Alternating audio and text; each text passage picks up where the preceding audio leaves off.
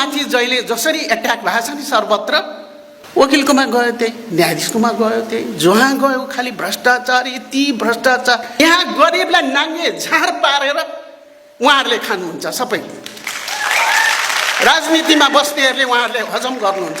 यही युवा शक्ति अगाडि आउनु पर्यो बोल्नलाई। यिनीहरूले नै अघि बढेर गर्नु पर्यो, यिनीहरूले नै अब चुनावमा उभिनु पर्यो। मुलुकको विकास पनि हुन्छ। कसरी विकास हुन्छ म तपाईँलाई भनिदिउँ।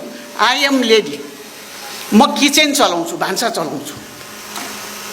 यहाँका पर्फेक्ट लेडीहरूलाई सबै छोडेर तिमीहरू यो देश चलाओ भन्यो भने नुन फारो गरेर, बेसार फारो गरेर, कपडा बहुत फारो गरेर, तेल नुन फारो गरेर, कटेरा बारीमा तरकारी उब्ज्याएर पैसा जम्मा गरेर महिलाले राम्रोसँग चलाइदिन्छन्। उहाँहरूले भन्दा केही नखाइकन चलाइदिन्छ, मजाले चलाइदिन्छ।